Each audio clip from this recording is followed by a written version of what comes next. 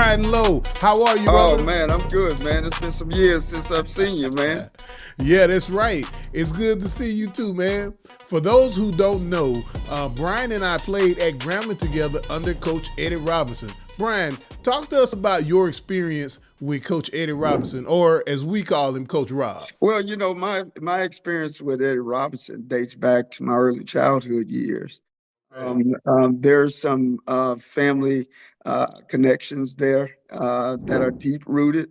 I had no other choice. I didn't really see Coach Rob as a celebrity. I saw him more so as a family figure, so to speak.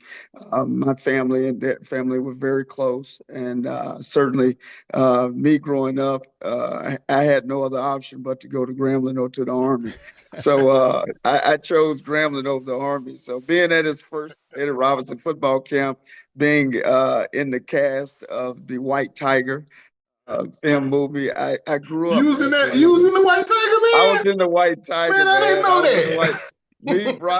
Me, Broderick, my cousin Broderick Fobbs, my cousin Jamal Fobbs, my brother Sean Lowe.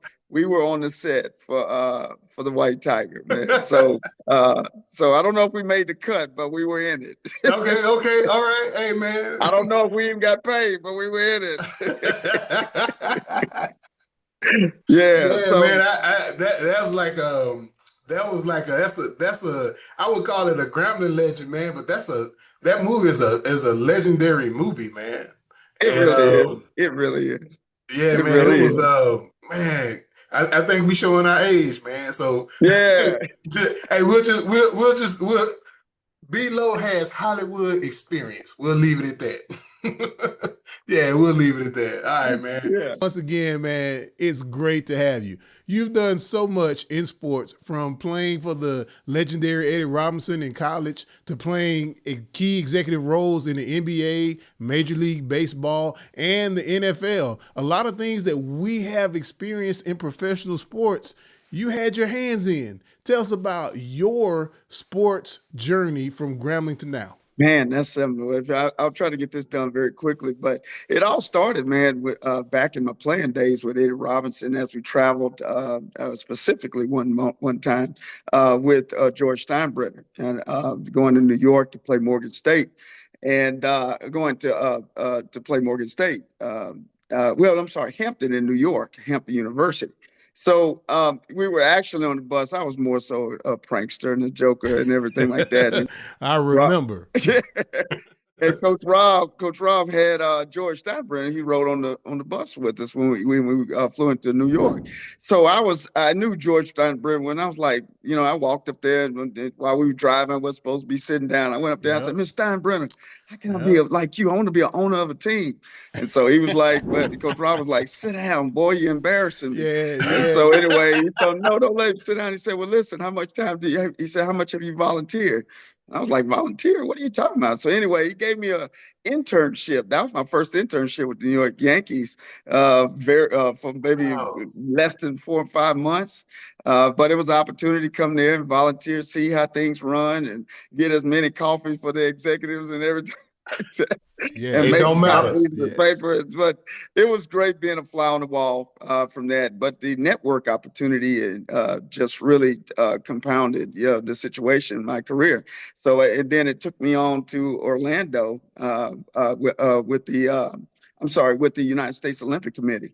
And the United States Olympic Committee, I was a marketing executive there, which was kind of my first full-time job in archery. So I was the marketing director for some athletes in archery. So yeah, go figure, a black man representing archery and marketing archery and athletes. That just don't make any sense. But anyway, left there and went to the Super Bowl host committee in Atlanta when Atlanta 2000 when they played. I think it was the Tennessee Titans. But anyway, it's been a long time.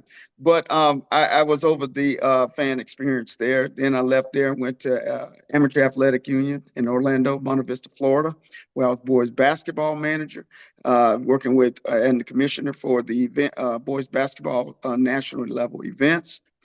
Did that for about 2 years and then left there and took a job with the Pittsburgh Pirates.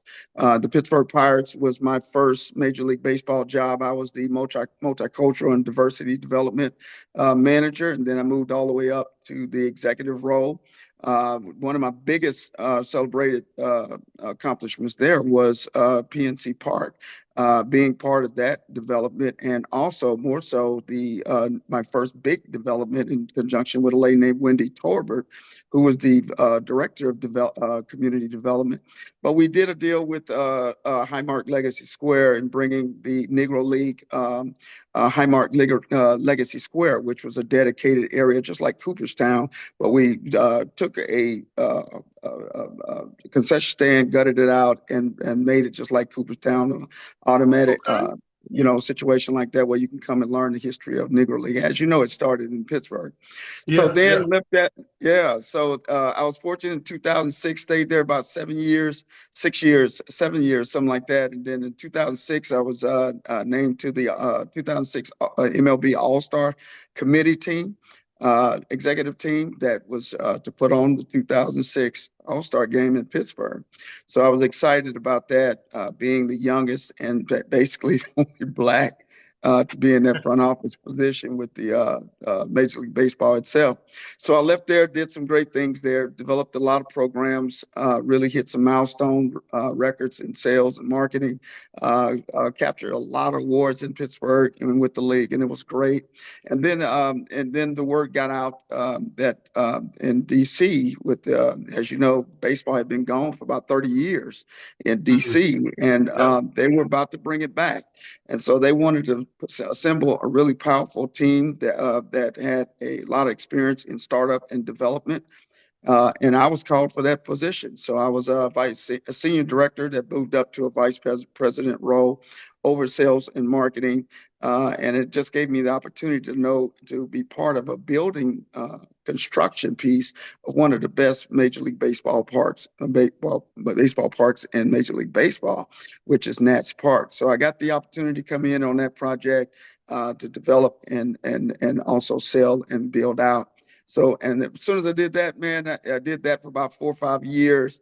And then Memphis Grizzlies called and said, "Hey, look, we're looking for a vice president of sales and senior vice president of sales and marketing there that will oversee ticket sales, sponsorship, and some aspects of marketing." So I took that on. It was in its stages with new ownership. They wanted to, I think when they ranked very low in the league in terms of market and revenue production. And I was given a 4-year contract and said, "Look, Mr. Ozzie said, can you have us at the top in 4 years?" And I just said, "Yeah, I think I can." So long story short, I was put to the test. We changed up a lot of things in the office and personnel. And we, at the end of the day, man, 4 years, we knocked it down. We became #1 revenue generating team that year in Wow, the man. NBA history. So that was great. And then I took my talents after that. I actually started my company, Team Up Sports Consulting, and started doing some consulting work on the side. And I said, it's about time for me to go full time. So just when I made that decision to go full time, I ended up getting a call from Oklahoma, which for a USL soccer league franchise that in Oklahoma that was start up, and they called for a vice president over there with Prodigal Sports Management. So I was the VP over there and working in the very entry stages of soccer development over there from a facility and player development. So I was excited about that. Did that. Ended my contract there and then came back and went full time into consulting, and it's been here since. So we've been doing a great job here. We got some projects that we're doing and we're excited about, and we just rolling, man.